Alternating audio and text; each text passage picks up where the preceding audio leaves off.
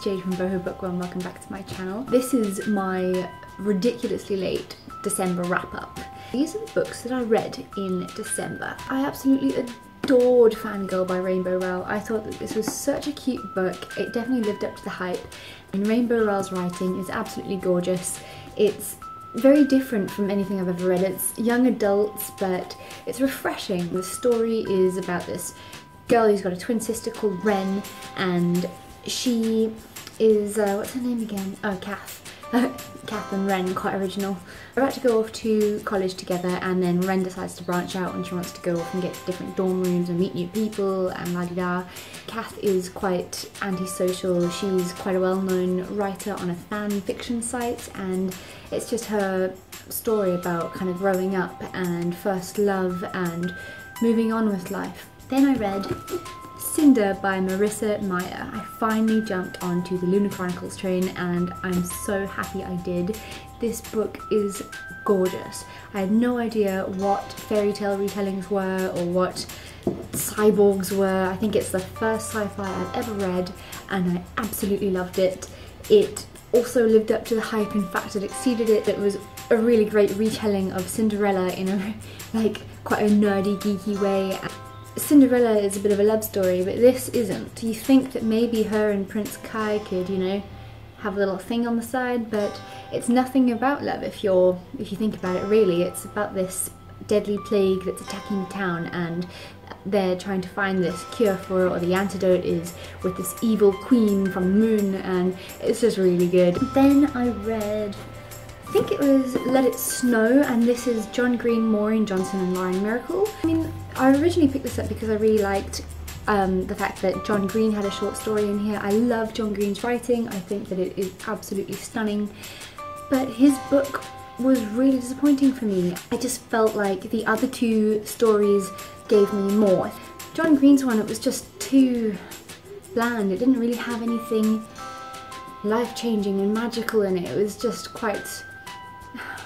about like some boring teenagers and what they go through, and it was really American. But if you are planning on reading this maybe this year for Christmas, I would recommend it. I mean, everyone needs a good Christmassy read around this time of year if you're a book lover like me, so give it a go. Then I needed something to get me out of my little bit of a reading slump, so I picked up Sharp Objects by Gillian Flynn. Also done a book review on that, so I'll leave that down below as well. This book was amazing. I think I gave it 4 stars on Goodreads, but afterwards I was like, maybe I should give it 5 because it's that good. It is creepy, it is sadistic, it's just incredible. This book is about this reporter who is investigating a serial murder in her hometown called Windgap, and she's just kind of come out of a mental hospital for a little while.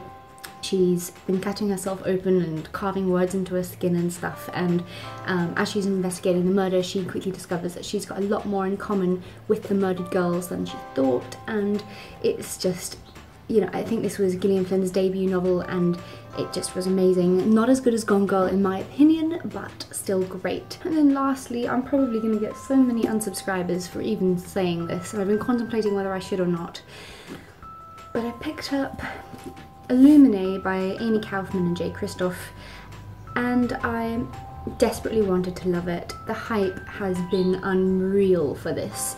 Honestly, I actually can't believe how much hype that this book is getting, and if you look at it, I mean, this book is an actual art piece.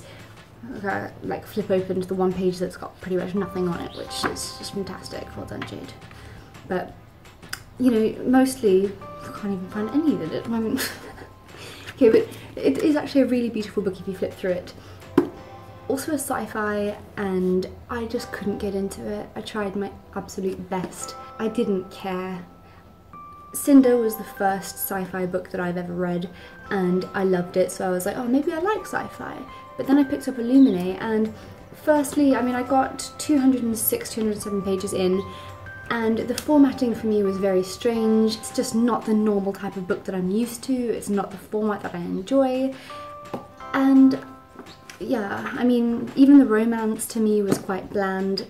I just didn't really care too much about 2 whingy teenagers that were missing each other because they are now off of Earth and in the universe somewhere. I don't, you know, people said that after about the first 200 pages you'll start to get more into it, and I'm going to try pick it up again. I have DNF'd it for now because it was putting me into a big reading slump, but I will be picking it up as soon as I can again. I just needed to take a break from it, and it was quite a sad way to end 2015, to be honest with you.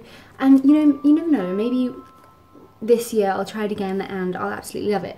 So I can't really give you a full review on it yet because I haven't finished it, but I didn't like it. I'm sorry. Let me know how you felt if you've read Illuminae. I think like the majority of Booktube has already. And if you found the first 200 pages quite difficult, please let me know, because I can't be alone here.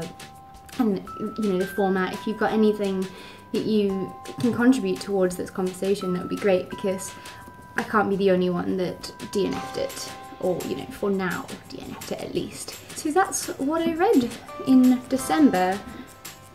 This lovely little pile of books. Hope that you all have a very lovely day further, and please, if you like my channel, subscribe to it, like this video and leave a comment, and yeah, I look forward to communicating with you further.